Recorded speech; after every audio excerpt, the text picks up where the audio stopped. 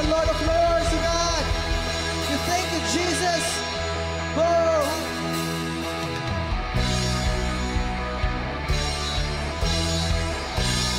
thank you, Lord.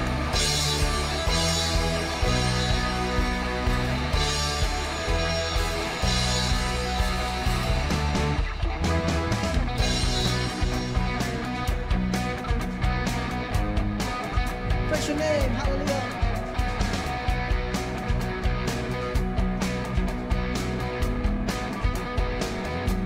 Say, you know that I love you.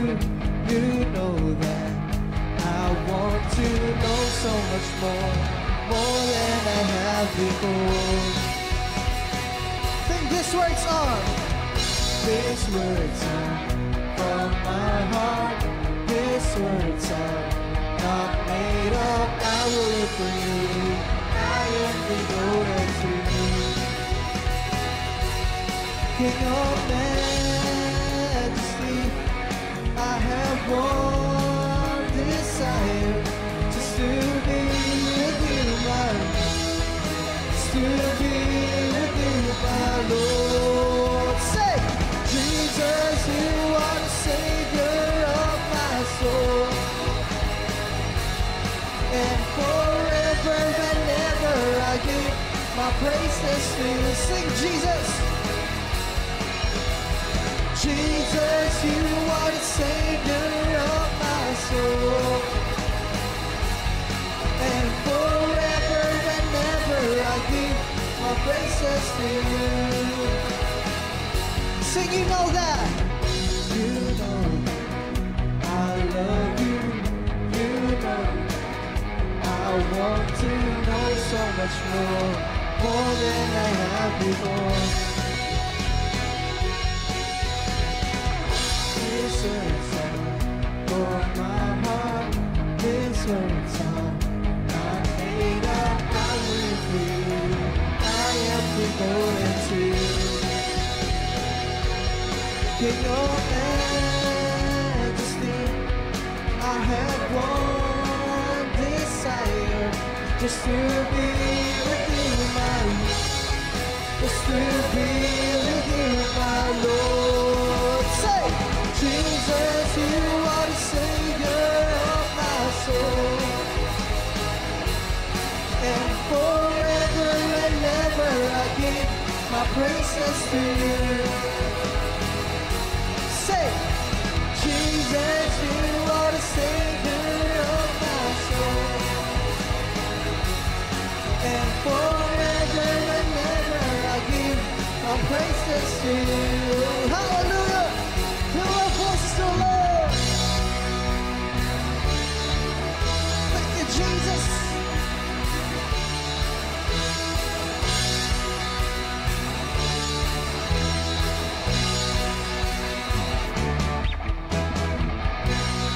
King of majesty, I have one desire, just to be with you, my Lord, to be with you, my Lord.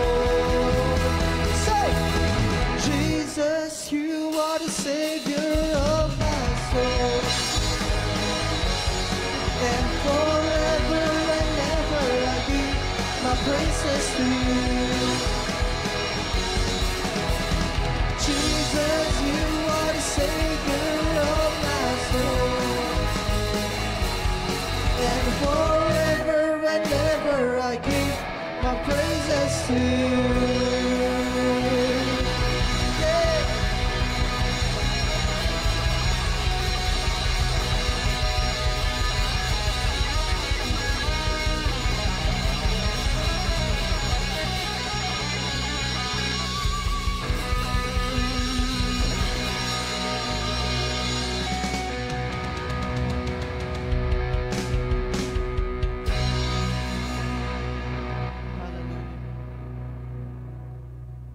Thank you, Jesus. Hallelujah. Praise your name. Come on, church, let's continue to worship the Lord. Hallelujah.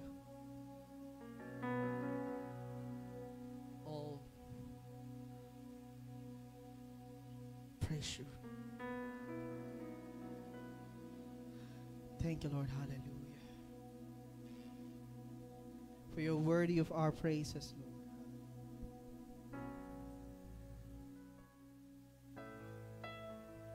Thank you, Lord.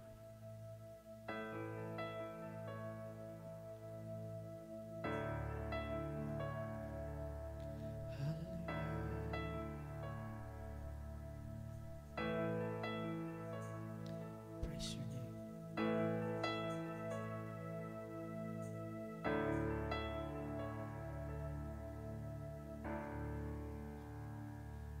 There's a calm that covers me when I kneel down at your feet.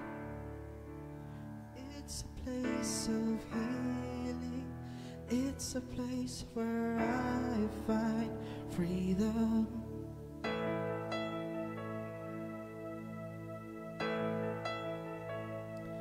There's a place my eyes can't see, where my spirit longs to be. It's a place of healing. It's a place I live in freedom.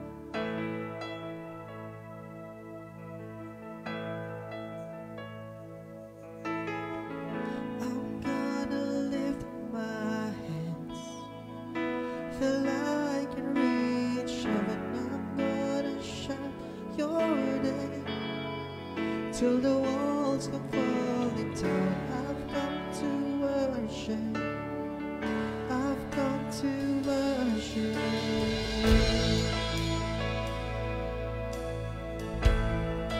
We've come to worship you, Lord.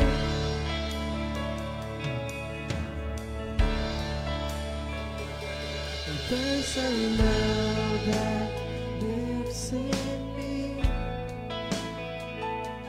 for you, Lord, my Savior King. It breaks the chain that's binding and leads me to a place of freedom.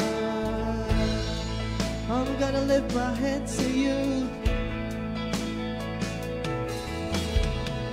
I'm gonna lift my hands till I can reach heaven. I'm gonna shout your name till the walls come falling down. I've come to worship. I've come to worship. I'm gonna sing my song like I am ashamed. I'm gonna shout for joy at the mention of your name. I've come to worship. I've come to worship.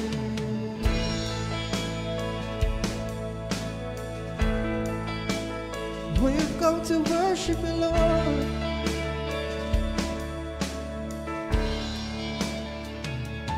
There's a love that lives in me for you, Lord. For you, Lord, my Savior King. It breaks the sin, it breaks the sin that's binding. It leads me to a place of freedom. I'm gonna lift my hands. Come on, church, we sing. I'm gonna lift my hands, say, till I can reach heaven. I'm gonna shout your name till the walls come falling down. I've come to worship. I've come to worship. I'm gonna sing my song like I am unashamed. I'm gonna shout for joy at the mention of you. I've come to worship. I've come to worship. There's no one that can bring me peace. that can wash me clean like you, Lord. There's nothing in this world that can leave me. You save my soul. I'm gonna lift my hands till I can reach heaven. I'm gonna shout your name till the walls come falling down. I've come to worship. We've come to worship. I'm gonna sing my song like I am an unchained. I'm gonna shout for joy at the mention of you. I've come to worship. I've come to worship. There's no one that can bring me peace, that can wash me clean like you, Lord. There's nothing in this world that can free me. You save my soul. I'm gonna lift my hands till I can reach heaven. I'm gonna shout your name till the walls come falling down. I've come to worship. I've come to worship. I'm gonna sing my song like I am on the show. I'm gonna shout for joy at the mention of your name. I've come to worship. I've come to. I'm gonna lift my hands, sing. I'm gonna lift till I can reach heaven, till the walls come falling down. We've come to worship you, Lord. I'm gonna sing my song like I am unshamed, for joy at the mention of your name. I've come to worship. I've come to worship. I'm gonna lift my hands. I'm gonna shout your name till the walls come falling down to worship. I've come to worship. I'm gonna sing my song like I am unashamed. I'm gonna shout for joy at the mention of your name. I've come to worship. I've come to worship.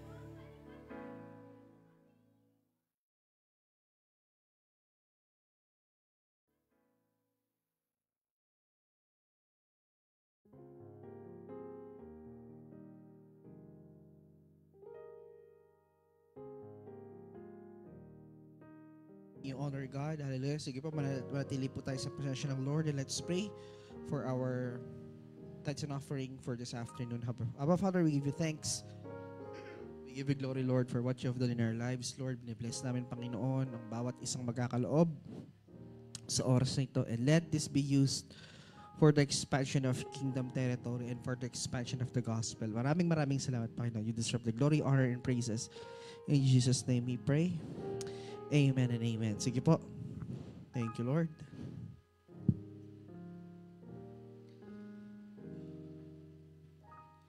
Okay. Sige po, mag-proceed na po tayo sa salita ng Panginoon sa hapong ito. Amen. The message today or tonight is about principles of success and excellence. Amen. Principles of success and excellence. Disclaimer lang, I will not going to talk about prosperity here. I will not just talking about finances here. Amen. Baka bibigyan na ako ng disclaimer. Hallelujah. Kapag po kasi when we talk about the word principle, okay?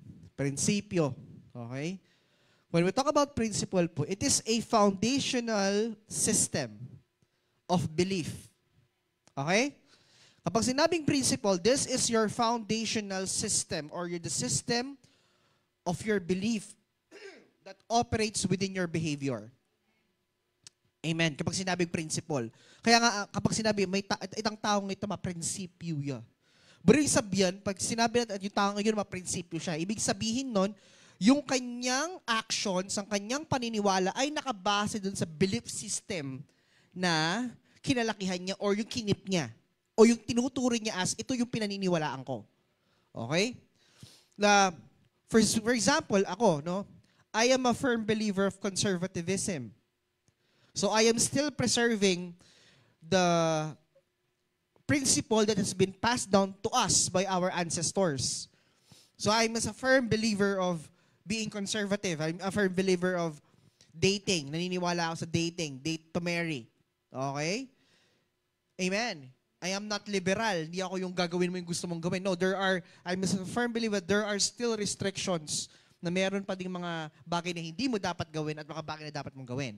May mga bagay na limitasyon, okay? At may mga bagay na dapat mong i-accomplish. Okay? That is my principle in life. Kasi yun yung na-pass down sa amin, ng aming mga magulang, ng aming mga ancestors o yung mga nauna pa sa amin. So hanggang ngayon, pinipreserve ko yun. Pero if I'm going to compare myself with other people, they may have a different view on that. No? For them, it's okay for them to be liberal. It's okay for them to wear short shorts. It's okay for them to wear dress or that is not appealing to the eye of the public. Amen? Because that is the principle that operates in them. Kasi idol nila, mga K-pop. Idol nila, mga artista. Idol, sumusunod sila sa uso. No? Diba? Kahit hindi bagay, pipilitin nilang suotin. May mga lalaki, nagpapalda sila. Because of the influence of that particular vlogger. Ne? So that is a belief system or a certain belief that's been passed down to them. Okay? But when we talk about the principles of success and excellence, no, let's read on Daniel chapter 6 verse 3. Because Daniel will be a perfect example of a person who operates in the principle of success and excellence. Amen. Sabi dito, then this Daniel distinguished himself above the governors and satraps, because an excellent spirit was in him. Would you agree? And the king gave thought to setting him over the whole realm. Okay? Madalas natin narinig yung word na success and excellence, no? But most of the time, people misunderstood what success and excellence means. If napapanood yung mga motivational speakers na nag-networking sa loob sa internet, di ba? Anong basihan ng success sila? Finances. Anong basihan ng excellent na buhay? Pera, material na bagay. Am I right? For them, that is success. I am not saying those are not essentials. But frequently, we tend to misunderstood what does success means. What does being excellent means? Okay? Success is not measured by how much you own. Ang success sa buhay ay hindi nakabase kung gaano karami ang inheritance mo, gaano karami ang properties mo, but by whether you have fulfilled God's purpose for your life. You can call it success when you will able to accomplish your purpose in life. Excellence is not perfection. Kasi when you have to be excellent, you have to be perfect. No. Excellence is not perfection. It is doing the best you can with what God has given you consistently. Wait, there's a word. Consistently. You are doing your best for God consistently. Then you are excellent. Can I hear an amen? So being excellent, it's not just doing it one time. It's not just getting perfect score, you're excellent. No, it's about being consistent.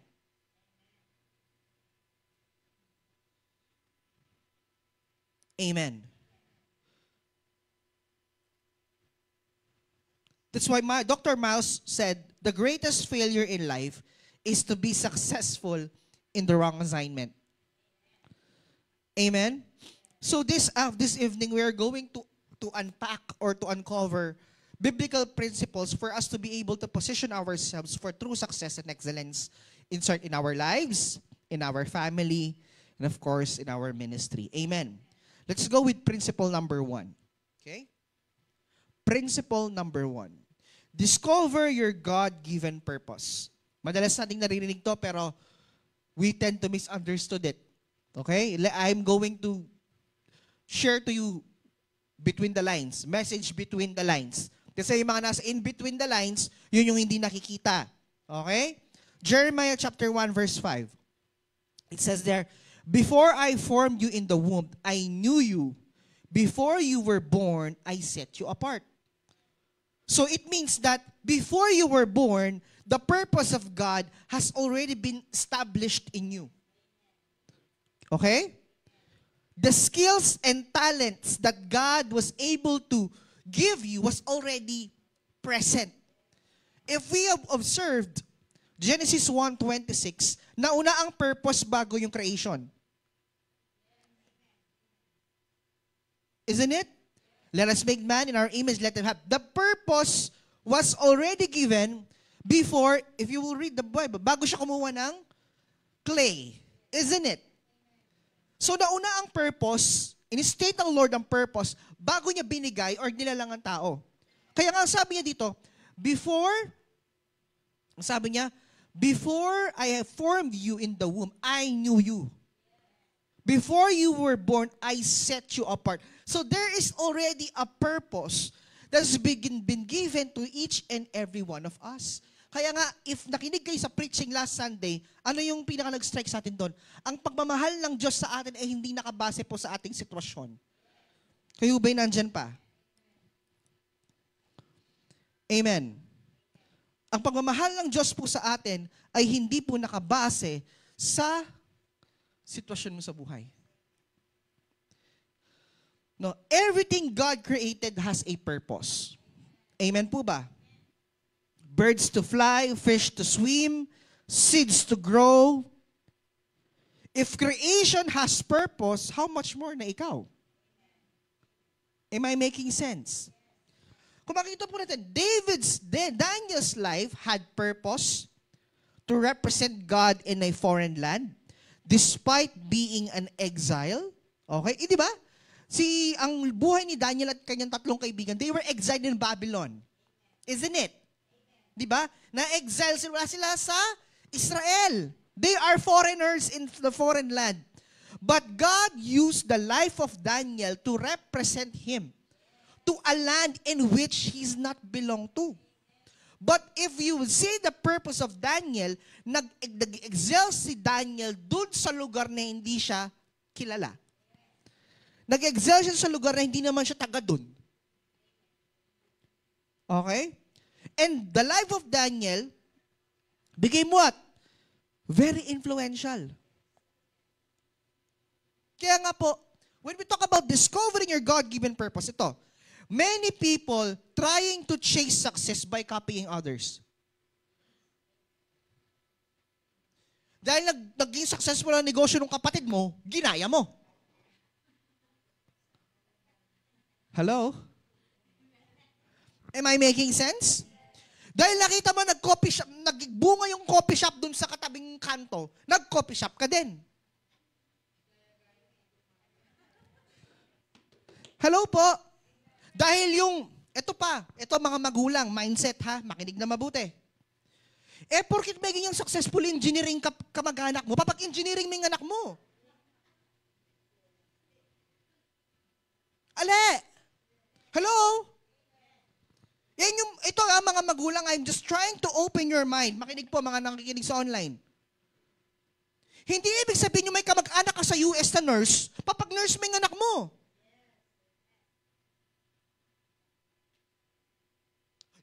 to discover your God-given purpose. Saan ba magaling ang anak mo? Saan ba siya nag-excel? Saan ba siya mas magagamit? Because alam mo, kapatid, when we talk about courses, if it is the will of God, God will make a way.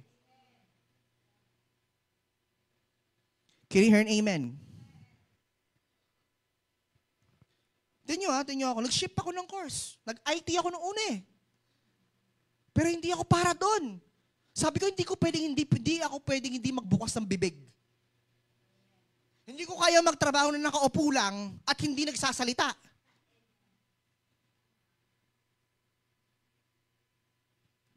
Because one of my greatest assets is my mouth. Yung bibig ko, pag yung bibig ko hindi bumukas, walang pera. Amen. Kapag ang bibig ko hindi bumukas, walang sweldo yan. So if I am going to fulfill a purpose in which I am not created for, I might be success with the eyes of others, but in the eyes of God, it's a wrong assignment.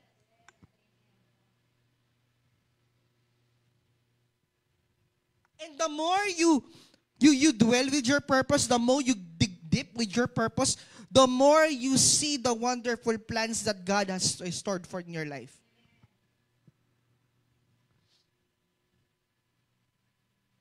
Hallelujah. Can I hear an amen? Alam niyo po, just to share with you,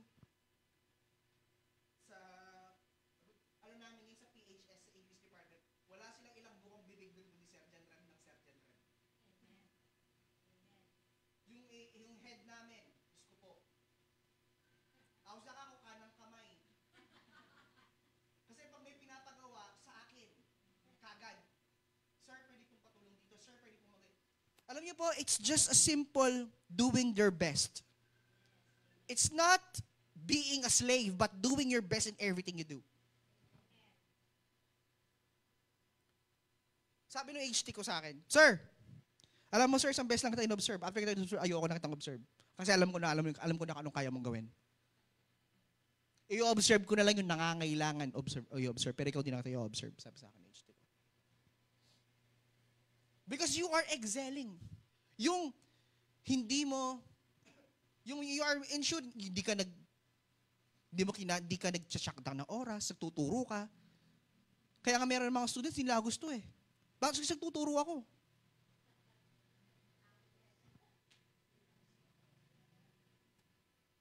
Kanina, Teacher's Day. Nilagyan nila ako ng best teacher dito, sabi ko.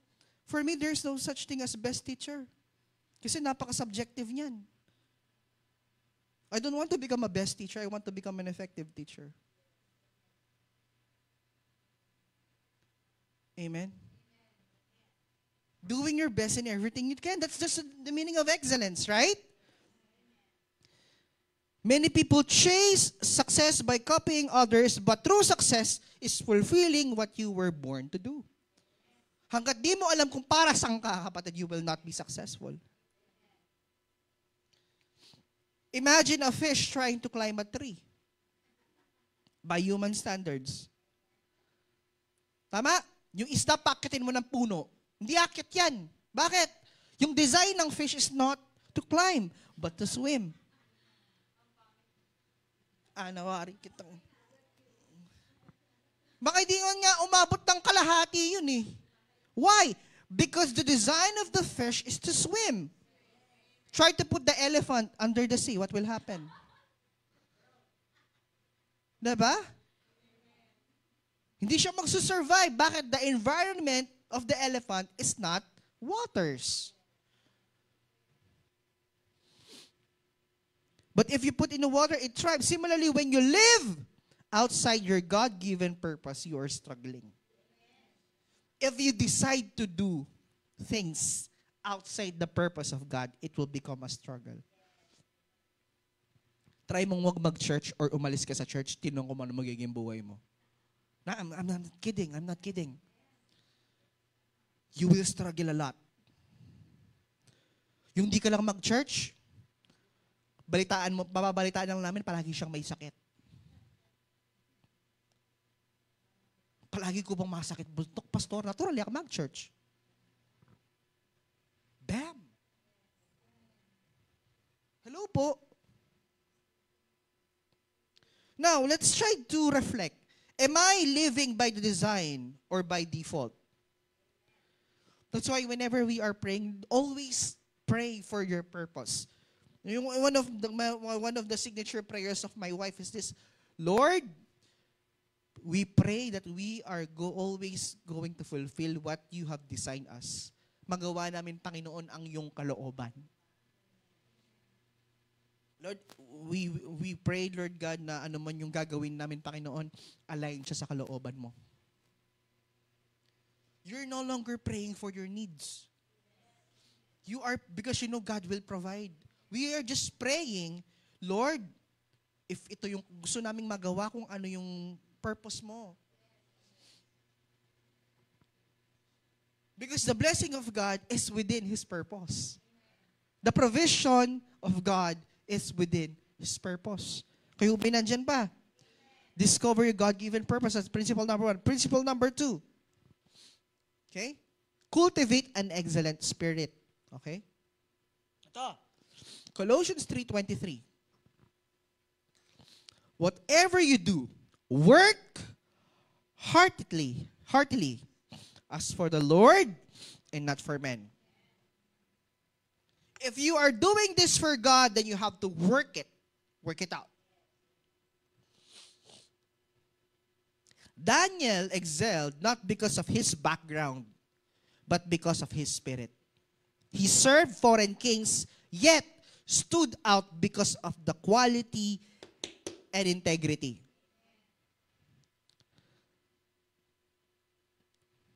Excellence is not about who watches you. It's about who you represent. Tama?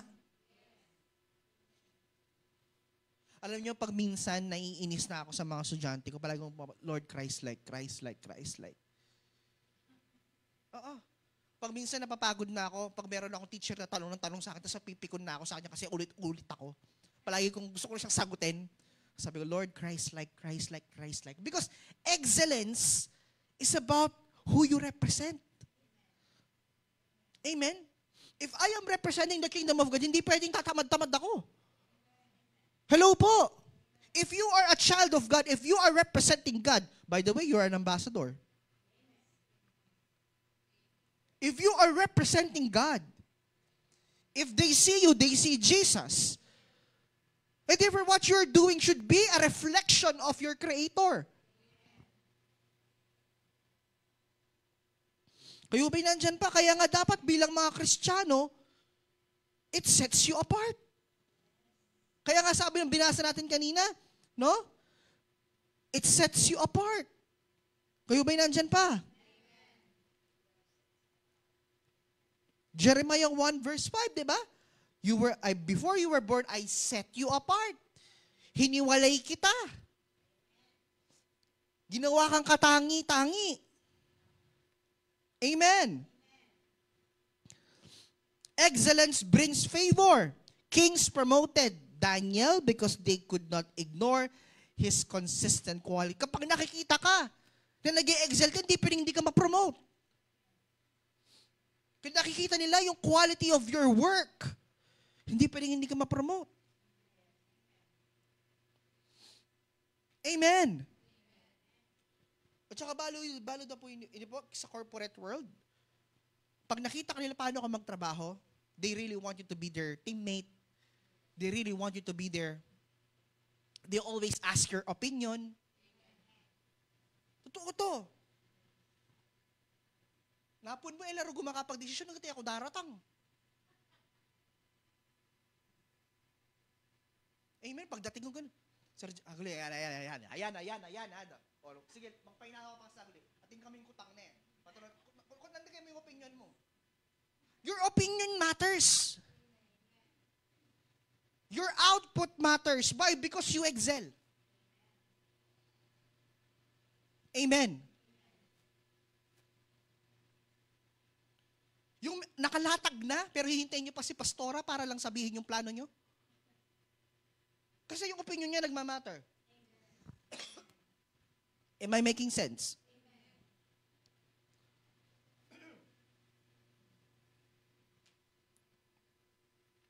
Sabi ito, excellence brings favor. Mga kabataan, mga kamagulangan, sa dalawang bagay na gagawin natin, then we have to focus excellence. Kaya nga po, ito, let's inculcate with our children. I am not saying we are going to pressure our children. But I want you to understand this, that being representative of the Lord, we should have an excellent spirit. Amen. Kung kaya mong ibigay mo lahat, ibigay mo yung kaya mo. Huwag kang mag-hold back. Huwag yung mindset na, sige, complacent. Okay ka na dito. Then you have to give your best in everything you do. That's what the Lord says. Daniel 3, right? Doing your best.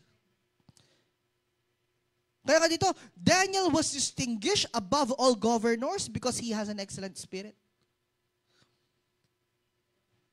Although talagang kapag if you desire excellence, then you have to work it out. Amen. Kayo ba'y nandyan pa?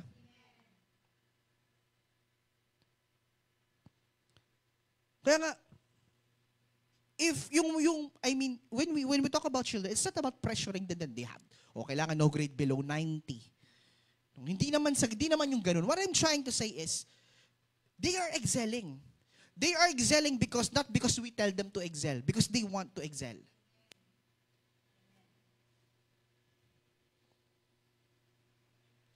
Sabi ko nga sa anak ko, pag gagawin ito ko si Levi, hindi naman kita sabi na pressure kita, anak, no? Cum laude yung nanay niya, manyo cum laude yung tatay niya. Sabi ko, nak, di naman sabi na pressure kita, sabi ko kay Levi. No? And you know, I just want to share this with my daughter. Levi knows the numbers. Alam niyang i-recognize ang numbers and letters na hindi yung kailangan sunod-sunod. Yung iba din bata dapat sunod-sunod kapag hindi mo na kinuha yung sequence, hindi na nila alam. Si Levi iba. Si Levi una niyang tutunan yung sounds bago yung picture. So kapag kinuha mo yung number, what letters is M? What's the sound of M? Example, monkey yan. What letter is this? L. What's the sound of L? L. Example, lion. Ano? What number is this? Ano? 4. Ano? 1, 2, 3, 4. 4. Ano? Yes. It's like spending time with her. Yung maintindihan niya kasi consistent niyang ginagawa. Consistent niya pong gagamit. And she loves playing letters and numbers. Sabi ko na, kung di mahina sa math si daddy, at least ikaw magaling ka sa math. Di ba, counterpart ng mga English teachers ang mathematics. Sabi ko, kung di man masyadong nag-excel si daddy sa math, at least sa'yo, maging mathematician, okay na sa akin yun. Amen? Everybody see the word excellence. Sabi ito example tingnan niyo po. Imagine 2 carpenters. One does quick, careless work. The other takes time, use quality materials, and ensures every detail is right. Guess who earns trust and for future opportunities? Yung una, gumawa ng dalawang carpenter, yung isa careless. Mabilis niya nga natayo. Para mga flood control. Actually, matagal nga eh. Okay? Pero carelessly worked. Or yung pinag-aralan, pinag-isipan, may plano, gumamit ng kwalidad na materyales, at siniguradong bawat detalye ay tama. Sino po kaya sa palagay niyo ang pagkakatiwalaan sa future na trabaho? Yung second one. That's why Miles Monroe give us this reminder. Students, don't just aim to pass. Aim to learn and grow. Workers, don't just finish tasks. Do them as unto the Lord. Leaders don't just manage people, serve with vision and compassion. Excellence is the believer's standard because we serve an excellent God. Leaders, workers, all Christians, all believers should have this what we call a standard that we are following. Which is what? Excellence in whatever we do. Why? Because we are serving an excellent God. As representative, as kingdom citizens, as God's people, we should reflect the image and likeness of God in our lives. Because our God is excellent, so are we. At ang excellence po ay hindi title. It's not a title. It is a consistent quality of work. Can I hear an amen? Can I hear an amen? Principle number 3. Discipline and consistency. Okay? So una, know your purpose. Second, cultivate. Third, principle and discipline and consistency. Proverbs 22:24. Sabi dito, do you see a man, 22 to 29, do you see a man skilled in his work? He will stand before kings. Success doesn't happen in a day. It happens daily. Dito Daniel prayed 3 times a day, even when threatened in the lion's den. Would you agree? Di ba? Di ba sabi, bawal manalangin? Kasi na-scam din yung hari, di ba? Di ba? Na-scam si King Darius. May scam niya. O, dapat bawal manalangin. No? Naabudol lang hari. Okay? Excellence is not a single act, but a habit. Ewan ko po, no? Sino po dito yung medyo may pagka-competitive siya ng konti? Na ugali. Ako, medyo ganun ako. Medyo meron akong pagka-competitive ako in a sense na gusto ko. Hindi naman yung nagpo-force ka na, gusto mo maganda yung work mo palagi. Yung kumbaga, kapag nag-present ka ng work, gusto nila, nandun ka sa best, makategorize ka as one of the best. Ewan kung meron sa inyo na competitive sila in terms of work, yung when they do it, talagang very detailed. Kuya Sam, grabe. Pag yan, nagtrabaho yan, above expectations. Lalo na nung high school kasi siya, gumagawa siya ng mga project niya eh. Very competitive. Competitive, hindi yung competitive sa klase.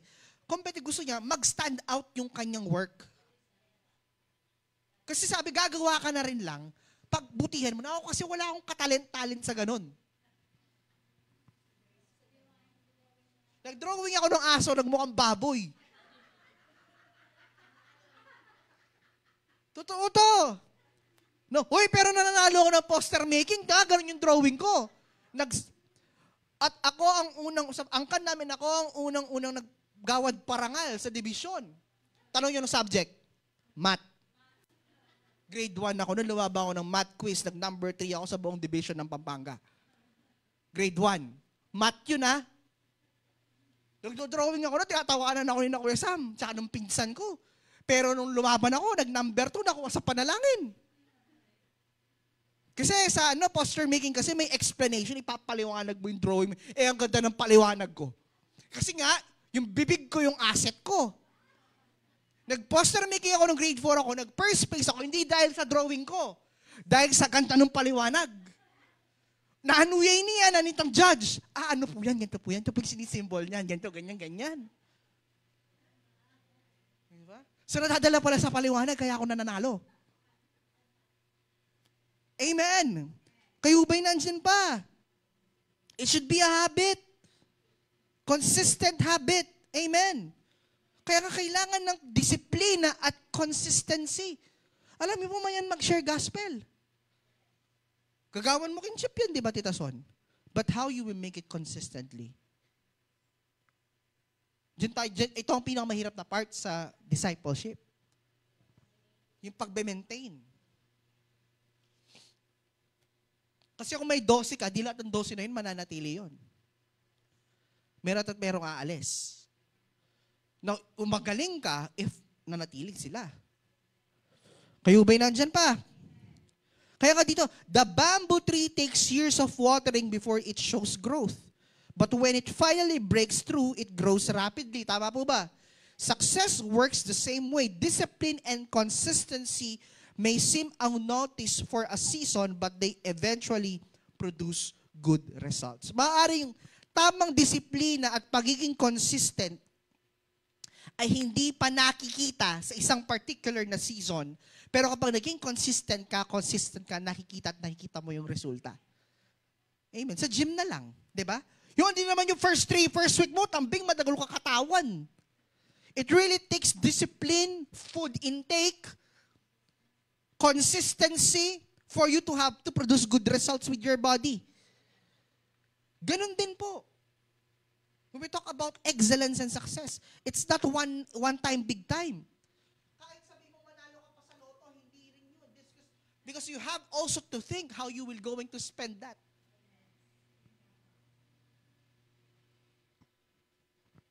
Amen.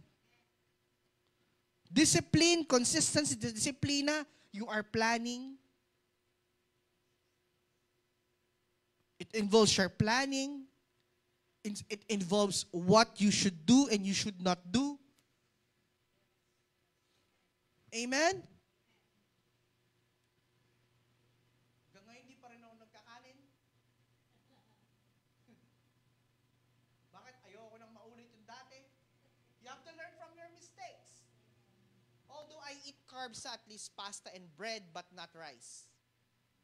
Kasi may mga pagkain talagang masarap ang rice, di ba? Ginawa naming mag-asawa. Bumili kami ng rice na pagkamahal-mahal para lang na 0 calories and 0 carbs. Para lang makapagkanin kami. Yung 270, isang pack lang siya. Ganyan siya kalaki. Tapos yung kakakanin mo, isang ganun lang. Ganyan lang kalaki yung... At least nakatikim ka ng kanin. 0 calories. 0 carbs. Because you have to be consistent. No low carb intake. No? You have to discipline yourself. Amen? Siguro wisdom, nakawento naman siguro ni Mrs. ko ano nangyari sa akin before. Amen? Yun wisdom na rin ng Lord yun. You have to discipline yourself. Can you hear an amen? Can you hear an amen? Kaya sabi dito, build habits of prayer, study, planning, and diligence. Yung all of our answers is found in the Word of God. Would you agree? All of your answers are found in the Word of God. Your plans, your questions that are not answered are all found in the Word of God. But take note, when we are studying the Word of God, I would like you to remember this. No? Kapag nagbabasa tayo ng Bible, huwag tayong magte-text to self-connection. Ano yung text to self-connection? You are always integrating your experience to the Word of God. If you want to really see the message, pag po nagbasa tayo ng salita ng Diyos, tingnan mo muna yung context kanino yung sinasabi. You have to understand bakit sinabi ng Diyos to sa mga Israelita. And then you will see the word. Not yung, ako to sinasabihan ni Lord na to eh.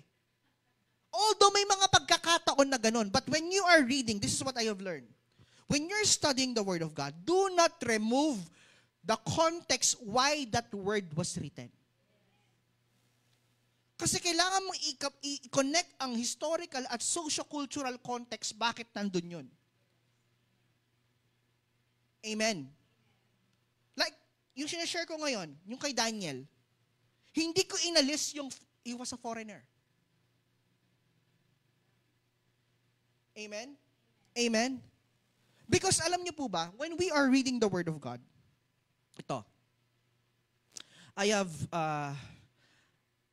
watched the podcast of Rob Schneider. He has a book called The Torah. Okay? The Principles of Torah. Okay? Alam niyo po ba yung Torah? The Old Testament, the law, book of law. Torah means law eh. The first 5 books of the Bible. Okay? Many people, when they approach me, they know that I am a pastor. They always tell me, Grace ka ba? Sabi ko, ba't may label? Grace ka ba? Sabi ko, wala, Torah, I am saved by grace ako. Many people thought that I am not a grace. I am not believing with grace. No. I am 100% saved by the grace of God. That our salvation is through 100% by believing to our Lord Jesus Christ alone. And that's the grace of God. Ano pinipreach mo? Ano bang pinipreach si Jesus? I'm preaching the gospel. Ano bang iutos siya i-preach natin? Gospel. So meaning to say, when you're preaching the gospel, you are prepared yourself to correct, to edify, isn't it? To inspire, and to make what? To call out sin. Ano bang pinreach si Jesus? Gospel. What does He preach? He preached about the kingdom of God. So that's what I am preaching. But you cannot remove, makinig dito, you cannot remove the import. Because when they are reading, they don't want to read the Old Testament na. You know, as believers, Old Testament, it still has the relevance today. I'm telling you that. People cannot appreciate the Old Testament, it's because batas siya eh. Ayaw nila yung mga batas. Oh, okay, I'm saved by... Yes, you are been saved by grace. But you know, Rob Schneider, I forgot his first name. He said that it's not the law or it's not the instructions that was given to Moses are we going to follow, but the principle behind those laws that I found still relevant today. It's not actually following it. Because it's not, if we are following it, therefore, we are earning our salvation by our own works. No, we can't. But what I'm trying to say is, there are certain principles in the Torah that still relevant at the present time. Amen. Like the rainbow. The principle of the rainbow is a promise of God that He will no longer destroy the world by means of water. And yet the world is using that to symbolize WXYZ. So you have to get that principle na hindi siya para doon. Are you getting me?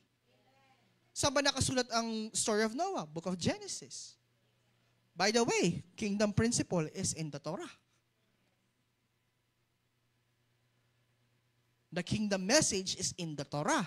Genesis 1:26. When we are reading the word, do not remove the historical and socio-cultural context why it was written there. Hindi yung agad.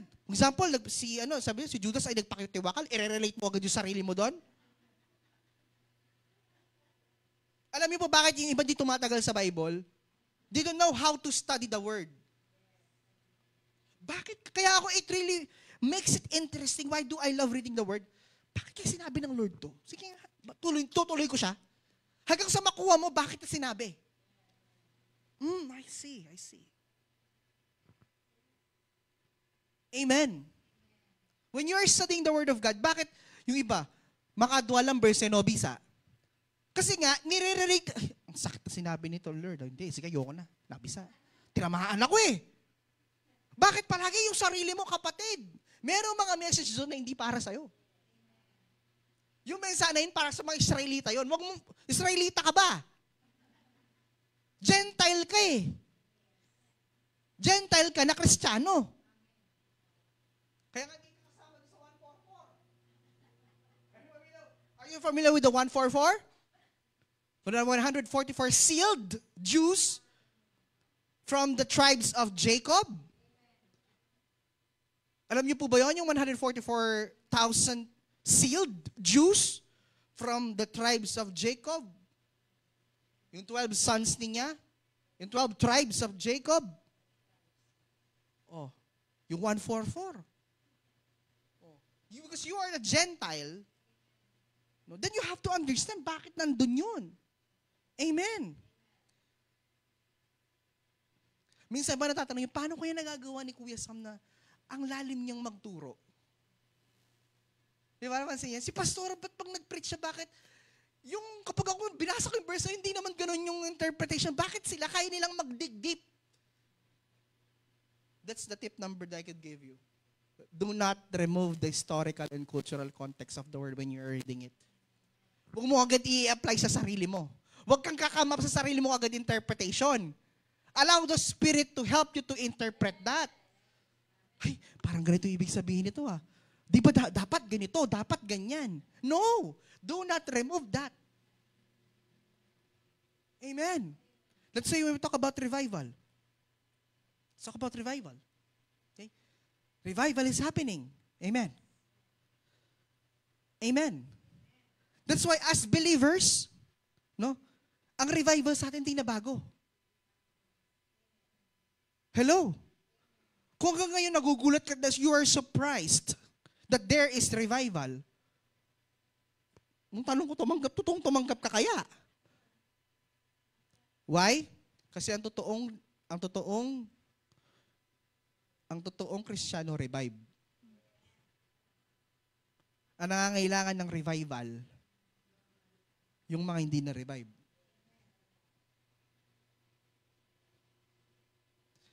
Am I making sense with you? I suggest do not just read the word, study the word. Amen. Bigyan ko po kayo ng tip para basahin po ang Bible. Baka nanong na kaya gagawan ta? Di ba minsan magtaka kayo? Bakit ang lalim nilang magturo? It's because they don't just read the word passively. They study the word. Amen. If we say planning, then you have to plan. Success is not about talent alone. It is about a consistent effort. Discipline is the key to success. You become what you repeatedly do. Without discipline, purpose will remain a dream, and excellence will remain a wish. Nakakasunod po. So we have discover your God-given purpose, cultivate an excellent spirit, discipline and consistency. And number 4, depend on God's wisdom. This will be my last point. James 1:5. If any of you lacks wisdom, let him ask of God, who gives to all liberally and without reproach. It will be given him. Knowledge is information. Understanding is comprehension. Wisdom is what? Application. Ulitin ko ha. Knowledge is information. Understanding is comprehension. Wisdom is application. Kapag ang isang tao in-apply niya yung natutunan niya, that is wisdom. Ang wisdom po, hindi yun dito ha. Hindi ito. Kasi yung knowledge and wisdom, kaya wisdom, knowledge, and understanding. You still remember when we pray? Lord, I declare you wisdom, knowledge, and understanding. Wisdom application. Lord, I will be able to apply and understand what I know. That's the meaning of that. Lord, I declare wisdom, knowledge, and understanding po sa bawat. Di ba? Pag-pray tayo makanta about examine. It means that you are declaring that, Lord, I should understand. I should know and understand and apply what I know. Kapag alam mo lang at naiintindihan mo, hindi mo in-apply, walang wisdom. Joseph rose to power in Egypt not because of politics, but because God gave him wisdom to interpret dreams and manage resources. Solomon built Israel's golden age because he asked God for wisdom above riches. We cannot call someone na matalino unless mag-manifest yung product or mag-manifest yung result, right? So, ibig sabihin nun, if this is not applied, it's just an information. Amen? If kung di mo naiintindihan, walang comprehension, paano mo i-apply? Ang information po, that's head knowledge. Like for example, I'm gonna ask you, bakit may butas ang donut?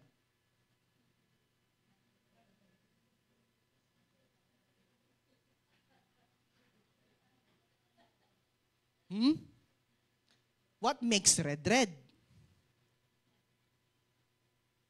Diba? Bakit red ang red?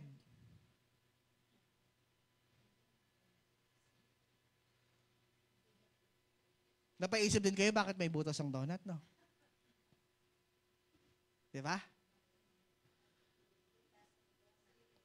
Halimbawa po ito, makinig kayo mabuti. Two builders construct houses. Matthew 7:24, very familiar verse. One on rock, one on sand.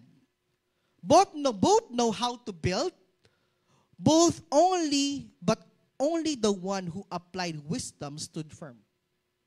Who applied the head. Alam nila paano magtayo eh. Alam niyo ba, meron mga tao parehas sila ng skill, parehas silang magaling mag-drawing, pero magkaiba sila ng result. Bakit? Yung isa ginamitan ng wisdom, yung isa hindi. So yung isa, hindi niya lang basta alam gawin yung isang bagay, naiintindihan niya kung bakit niya ginagawa, at alam niya kung paano niya gagawin ng tama. So when we talk about these two people who built houses for both of them know how to build. Baka nga parehas, mas maganda pa yung design ng sand eh. Diba? Baka, kung magtayo silang bahay, baka parehas maganda ang bahay nila, pero ang tanong, bakit bumagsak ang isa? It's because the principle or the wisdom was not applied with the one who built on the sand. Hindi niya kinonsider yung factor na hindi strong foundation ng kanyang bahay.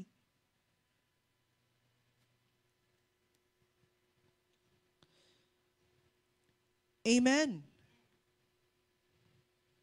Ano po yung application doon? Don't lean on human understanding. Depend on God's wisdom. What does God says? Whenever we are making decision, what does God said? Ano bang sinabi ng Lord? Amen? Pag sinampal ka sa kanan, ano sabi? Ibigay mo yung kaliwa. Ibalik mo. Pag sinampal ka, ibalik mo yung sampal. Pag sinampal ka, ibigay mo yung kaliwa.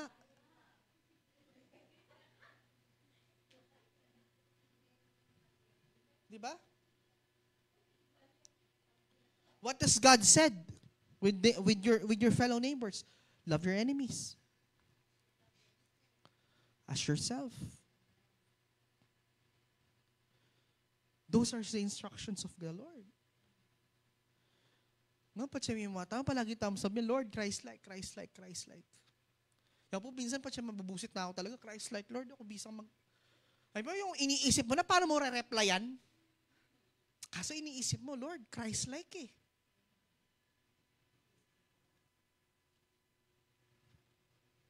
Amen? Alam nyo kapatid, ganyan talaga ang buhay natin. Amen? Kahit gusto mo na mapikon, pero iisip mo, Lord, Christ-like eh. Sabi, I see Jesus in me eh. Hello, mga kabataan. Minsan gusto mo na magsalita ng di maganda, pero Lord, hindi eh, Christ-like eh. Di ba? Yung iniisip mo agad yung sinabi ni Lord.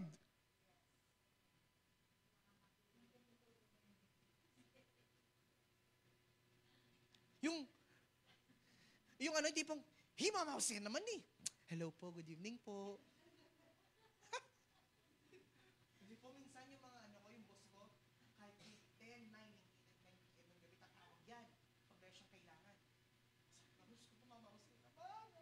Mamausin naman. Pero kung kayo sagdan, yes po ma'am, hello po ma'am.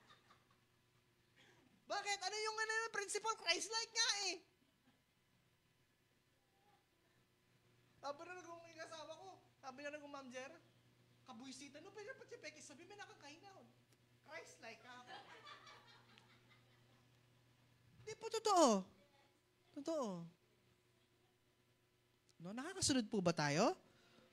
Don't lean in human understanding. Trust the Lord God and do not lean in your own understanding. In all your ways, acknowledge Him. Sabi niya, gusto ko yung part na, in all your ways, acknowledge. Sa lahat ng bagay na gagawin mo, acknowledge mo ang Lord. In all your... If there is a decision, kapag meron tayong mga decision sa buhay na nag-regret tayo, hindi Diyos ang nag-decide nun. Kasi kahit kailan, when you make decisions with the Lord, you will not regret it. Sana palang ganinin eh. Gewake pa ito. Di ba dito makanta? Na, gewake pa ito. If there will always be a regret, because the Lord is not forcing us to regret something eh. Yung mga naging decision sa buhay na nag-regret tayo, bakit natin ginawa?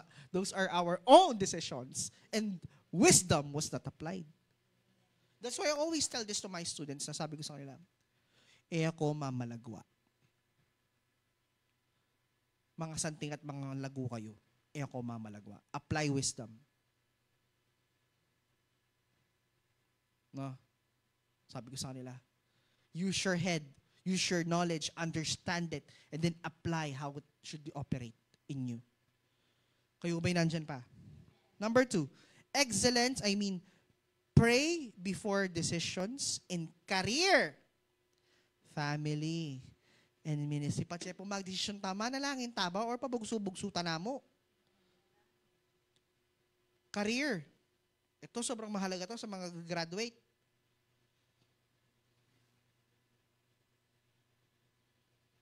No? Sigurado na ba kayo magtuturo kayo? Ha? Baka pag nakita nyo yung realidad, sayang yung 4 years. I'm asking you this. Sigurado na ba kayo magtuturo kayo? Ready na ba kayo? Kasi, few months from now, you're already professionals. Are you sure that once you applied for the job, na yung papasok mong trabaho can glorify the Lord? That will make you stand out and set you apart? Or, that will be the cause for you to be set apart sa Lord? Kasi ang karir na hindi pinanalangin at hindi pinag-isipan, dalawang bagay. It's either mag-glorify si Lord or mahiwalay ka kay Lord. Dalawang bagay lang yan. I'm talking to you. Honestly speaking, when we talk about career, ministry, kapag nagkatrabaho ka, dalawang bagay lang yan. It's either mag-glorify si Lord sa buhay mo or mahihiwalay ka sa Panginoon dahil sa trabaho mo. You have to pray for every opportunity that comes. Because the Bible says, even Satan gives opportunities. If you will bow down and worship me, diba? I will give you the riches of the world. Diba that's what Satan said to Jesus? So kahit siya nagbibigay siya ng yaman, nagbibigay siya ng what? Opportunities.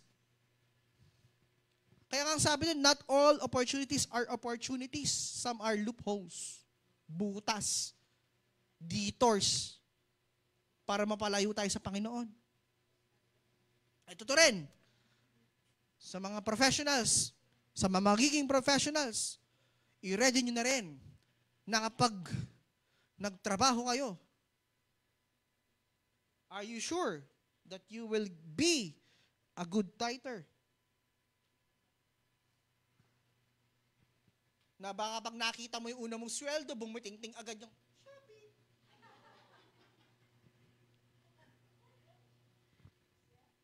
Hello? Baka first time mo makahawak ng ganon, nga, walwal ka na. Pray. Decisions in career. Next is family. Amen? Pray for our family members. And of course, our ministry. O yan, madadagdagan ka na naman another responsibility. Dati, nag-aaral ka. Responsibility bilang isang estudyante, ito, responsibility as what?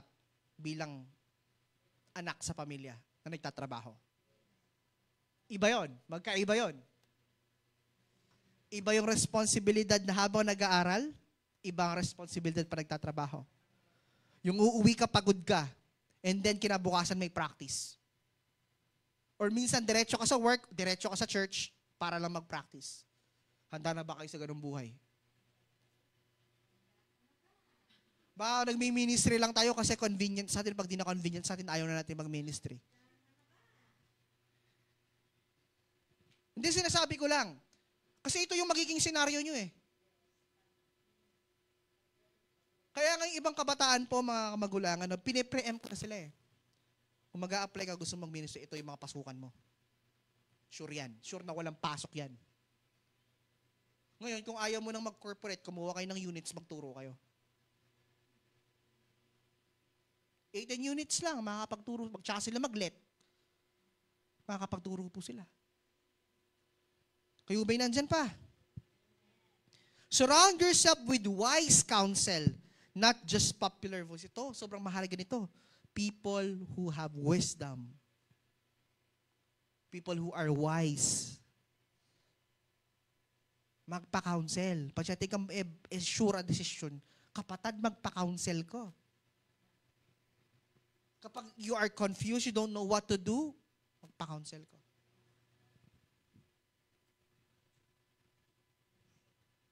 Sa mundo nga, may counseling eh. Bago kay kasal eh, may counseling eh. Di ba? Meron pa kang seminar eh. Bago kay kasal, may seminar pa. Well, how much more tayo? Kayo ba'y nandyan pa, mga kapatid? So, conclusion na po ako. Purpose gives direction.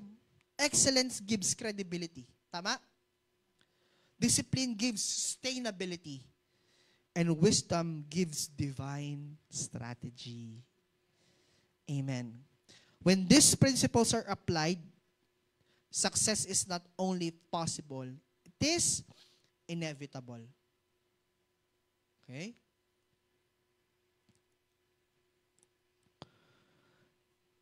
Ano po ibig sabihin ng mediocrity?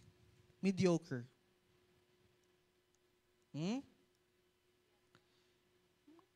Mediocrity.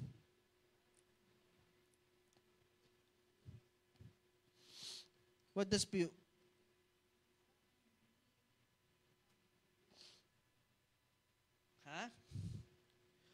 sinabing mediocre, you are just giving the average or the ordinary. Pag po sinabi nating mediocrity, insults God who gave you potential. So yung ginagawa mo lang ordinary eh. Yung ginagawa mo lang yung average, kapatid. No, you are born with supernatural capability. And excellence po is not a gift.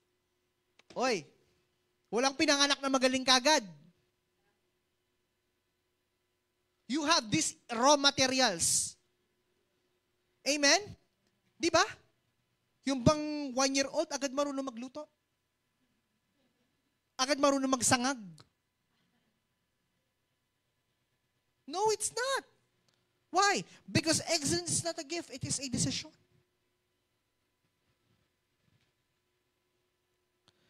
Success is fulfilling God's assignment, not man's expectation. Would you agree? When we are about to fulfill God's assignment, it's not because the expectation of man to us. It's about fulfilling the assignment that God has assigned us to accomplish. Amen. Nakakasunod po ba tayo? Meron po ba tayong tutunan sa gabing ito? Sige po, tumayo tayong lahat. Hallelujah. Let's honor God.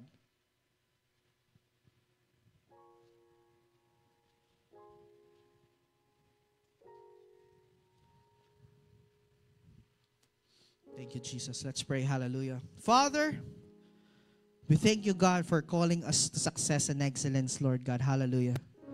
Lord, we thank you, God, for the purpose that has been revealed to us to rule and reign in this life. Lord, continue to fill us with an excellent spirit. Continue to work the discipline in our lives consistently. And Lord God, the wisdom that comes from the Holy Spirit continue to operate in our lives, oh God. Lord, let our success glorify your name and impact many generations. Maraming salamat, Ama, sa mga salitang narinig namin sa gabing ito. And Lord, we believe and we declare, oh God, that we were born to rule and reign in this life. And as what your word said, oh God, as what your word said in Daniel 6:3, that Daniel was distinguished among governors because of the excellent spirit that he had. And Lord, we know that we had been set apart before we were born and before we have been formed in our mother's womb. Maraming salamat, Panginoon. Tinataas ka po namin sa aming mga buhay. At Lord, naniniwala kami, Panginoon, that we are born to be successful and excel in everything we do. Maraming salamat, Panginoon, for you deserve the highest glory, honor, and praises. In Jesus' name we pray. Amen and amen. You are all blessed po.